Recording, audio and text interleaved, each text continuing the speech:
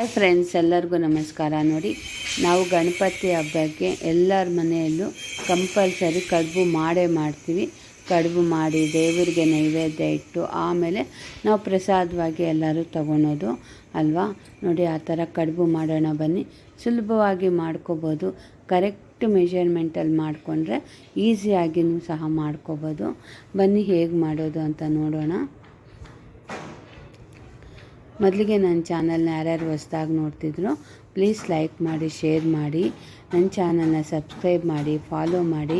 ನೋಡಿ, ಈ ಗ್ಲಾಸಲ್ಲಿ ಮೆಷರ್ಮೆಂಟ್ ತಗೊತಾ ಇದ್ದೀನಿ. 2 ಗ್ಲಾಸ್ ಅಕ್ಕಿ ಹಿಟ್ಟಿಗೆ 4 ಗ್ಲಾಸ್ ಅಷ್ಟು ನೀರನ್ನು ಹಾಕ್ಕೊತಾ ಇದ್ದೀನಿ. ನೀರು ಚೆನ್ನಾಗಿ ಕುದಿಬೇಕಾದ್ರೆ ಹಿಟ್ಟನ್ನು ಹಾಕ್ಕೊಳ್ಳಿ.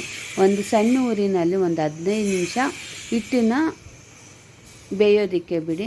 ನೋಡಿ, ಈಗ ಚೆನ್ನಾಗಿ ಬೆಂದಿದೆ ಹಿಟ್ಟೆಲ್ಲ. ಇದನ್ನು ನಾವೀಗ ಸಪ್ರೇಟಾಗಿ ಮಾಡಿಕೊಂಡು ಹಿಟ್ಟನ್ನೆಲ್ಲ ತಗೊಂಡು ಸ್ವಲ್ಪ ಎಣ್ಣೆನ ಸವರ್ಕೊಂಡು ಕೈಗೆ ಎಷ್ಟು ಚೆನ್ನಾಗಿ ಸ್ಮ್ಯಾಶ್ ಮಾಡ್ಕೊತೀರೋ ಅಷ್ಟು ಮೃದುವಾಗಿ ಸಾಫ್ಟಾಗಿ ಬರುತ್ತೆ.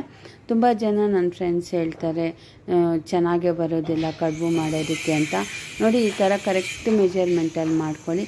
ತುಂಬ ಈಸಿಯಾಗಿ ಸುಲಭವಾಗಿ ಮಾಡ್ಕೋಬೋದು, ಬೇಗನೂ ಆಗೋಗುತ್ತೆ.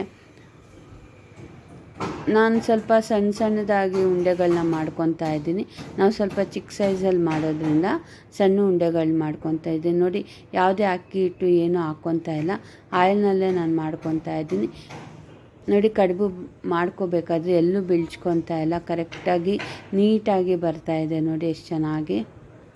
ಇದಕ್ಕೆ ನಾನು ಬೆಲ್ಲ ಮತ್ತು ಕಡಲೆ ಬೀಜ, ಎಳ್ಳು ಹಾಕ್ಬಿಟ್ಟು ಪುಡಿ ಮಾಡ್ಕೊಂಡಿದ್ದೀನಿ. ಇದಕ್ಕೆ ಕಾಯಿದು ಹೂರಣನೂ ಮಾಡ್ಕೋಬೋದು, ಮತ್ತು ಎಳ್ಳು ಹೂರಣನೂ ಮಾಡ್ಕೋಬೋದು, ಮತ್ತು ಖಾರದ ಉಂಡೆನೂ ಮಾಡ್ಕೋಬೋದು.